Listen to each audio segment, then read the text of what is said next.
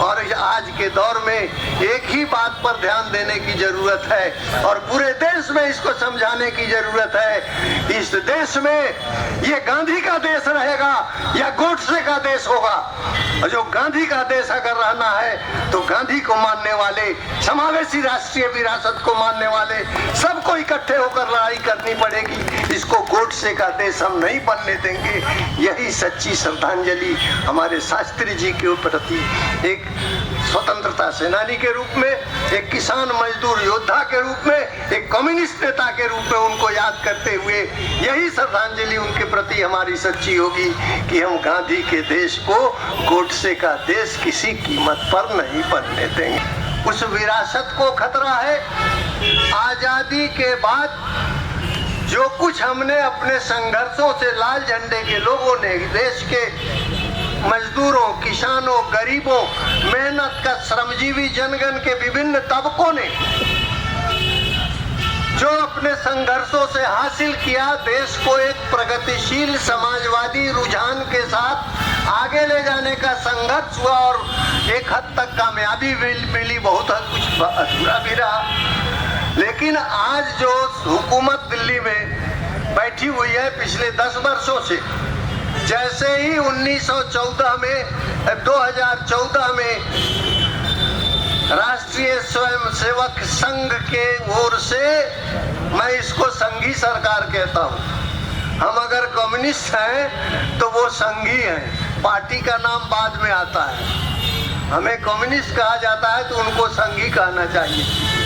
तो ये जो संघी हुकूमत कायम हुई, इसने एक मायावी प्रधानमंत्री हमारे सामने, ये माया रूप में छल करने वाला ऐसा प्रधानमंत्री नरेंद्र मोदी के रूप में आया।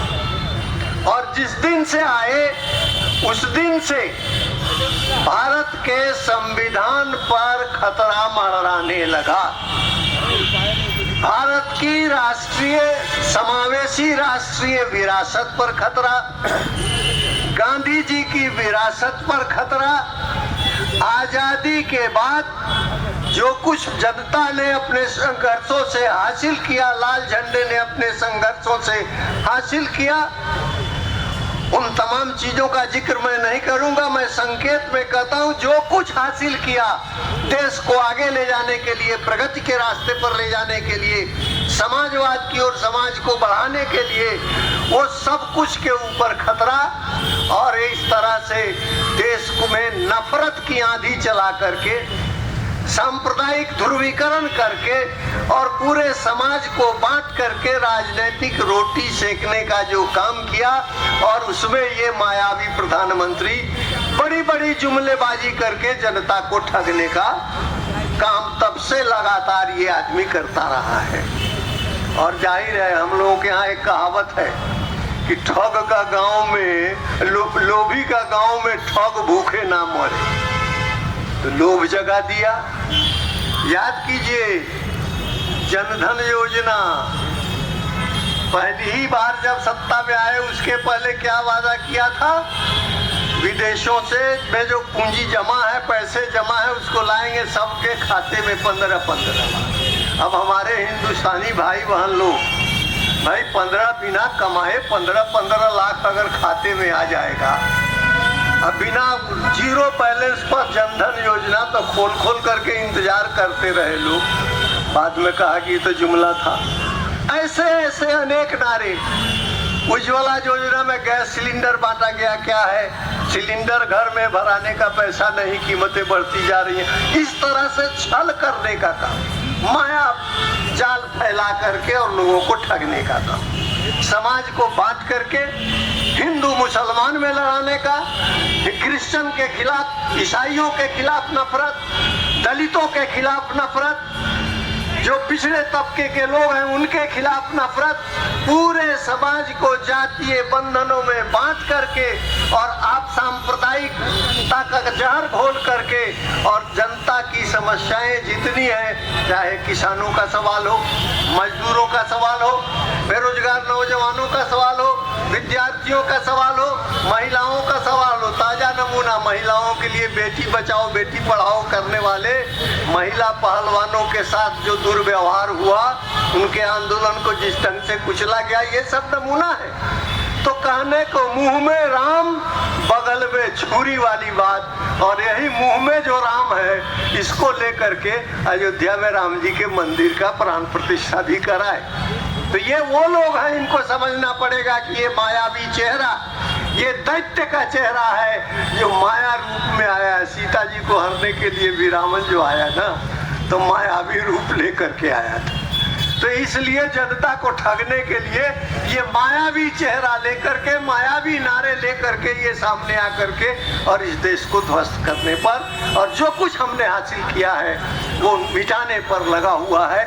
ऐसी हुकूमत से हमको पाला पड़ा है। हमारे लिए हमको खुशी है कि हम उस परंपरा के लोग हैं जिस परंपरा के पोषक और जिसका निर्माण करने वाले कॉमरेड राम अवतार शास्त्री थे। इनके काले कारनामों को, इनकी नाकामियों को, इनकी वादा खिलाफी को जो बेनकाब करने के लिए सड़कों पे उतरते हैं, उनको देशद्रोही करार दे करके उनको अपने ऊपर देशद्रोह का मुकदमा चलाया जाता है। संविधान के साथ छेड़छाड़ किया जा रहा है, कानूनों में धड़ल्ले से परिवर्तन किया जा रहा है, और सब कुछ ये मायावी चेहरे से सामने ला करके और इन तमाम सवालों को उठाने के बाद ये मुंह में राम बगल में छुरी रखने वाले राम मंदिर दिखा करके लोगों को मूर्ख बनाना चाहते हैं। अरे तो राम तो जगह हम में तुम में खड्ग खंभ में सब घट व्यापे राम। तो जब सब घट व्यापे राम, तो हम लोग तो लोगों को जो गरीब हैं, मुफलिस हैं, दलित हैं, पिछड़े हैं, बेघर हैं, बेआसरे हैं, उनके लिए जमीन दिलाने का, उनके लिए बास गीत का पर्चा दिलाने का काम करते थे। ये तो भगवान राम के लिए पर्चा दिलाने का काम कर रहे हैं।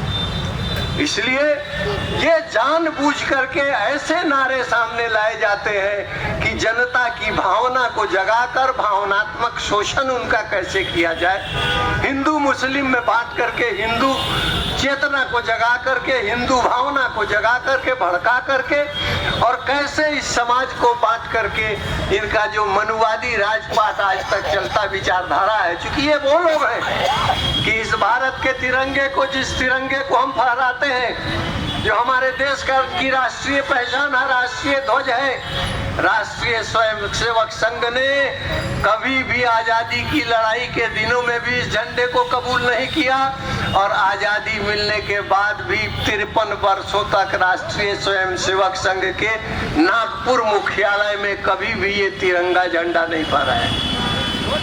आज इसी तिरंगे को की शपथ लेकर के और पार्लियामेंट के सामने मायावी प्रधानमंत्री झुककर दंडवत साष्टांग करके और शपथ लेता है, लेकिन इस झंडे के प्रति उनकी वफादारी ना आजादी के पहले थी ना आजादी के बाद है। ये झंडे का इस्तेमाल राज सत्ता पर कायम करने के लिए अब करने लगे। इनका झंडा भगवा झंडा होना चाहिए। ये जो संविधान है, इस संविधान को ये कहते हैं, पुरानी जितनी किताबें इनके नेताओं और संतों द्वारा, संत कहते हैं वो गोलवलकर जी जैसे लोगों को, नेता नहीं हम संत ही कहते हैं कि भाई इनके संत है। ये हेडगेवार हुए, गोलवलकर हुए, ये सब इनके संत लोग थे। और इन लोगों ने जो कुछ लिखा है अलग अलग किताबों में, उसके हिसाब से भारत का संविधान, ये जिसकी प्रस्तावना का आप पाठ कर रहे हैं, जिसके आधार पर देश बढ़ करके पिछले 75 वर्षों में यहाँ तक पहुँचा है, उसको ये कहते हैं कि ये विदेशी मॉडल पर तैयार किया गया। अंबेडकर विदेशी पढ़ाई वाला, जवाहरलाल नेहरू विदेशी पढ़ाई वाला, गांधी जी विदेशी पढ़ाई वाला, कि विदेश में पढ़ के आया, विदेशी संविधान थोप दिया। यहाँ का संविधान तो मनुस्मृति को होना चाहिए।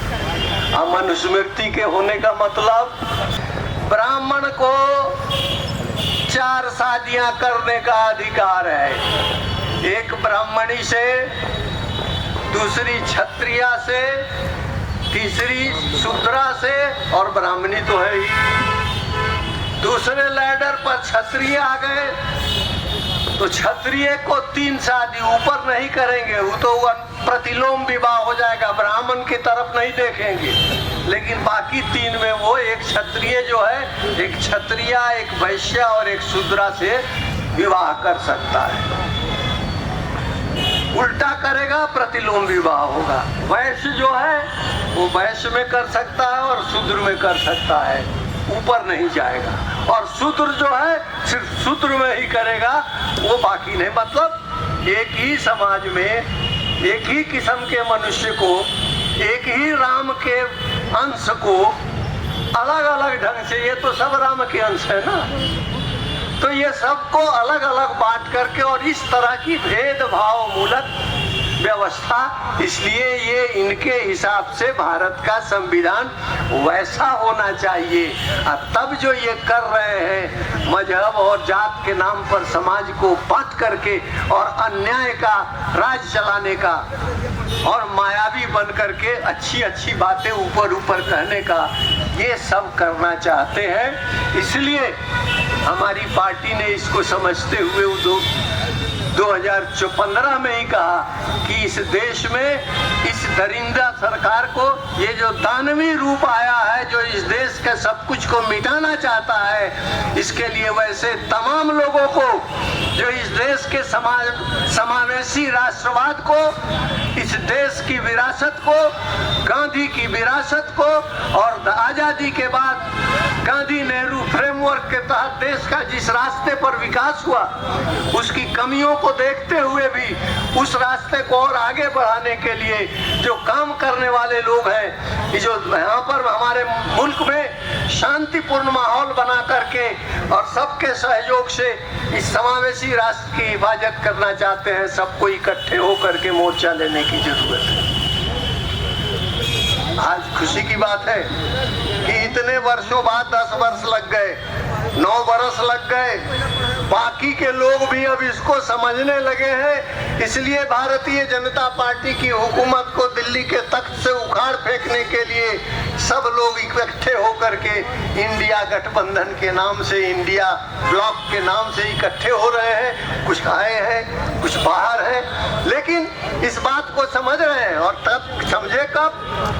जब ईडी आने लगी, इनकम टैक्स आने लगा और सीबीआई आने लगी, मुकदमे चलने लगे, जेल जाने लगे, इनको तब समझ में आया।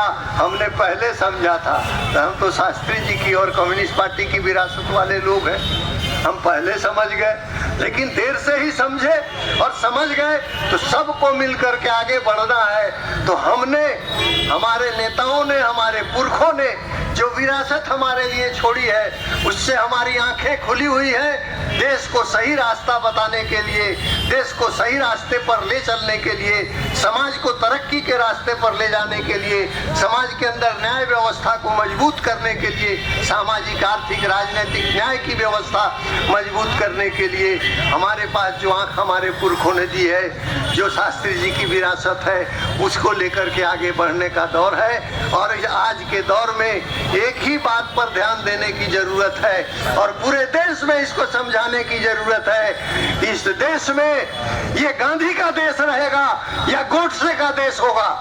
और जो गांधी का देश अगर रहना है तो गांधी को मानने वाले, समावेशी राष्ट्रीय विरासत को मानने वाले सबको इकट्ठे होकर लड़ाई करनी पड़ेगी। इसको गोडसे का देश हम नहीं बनने देंगे।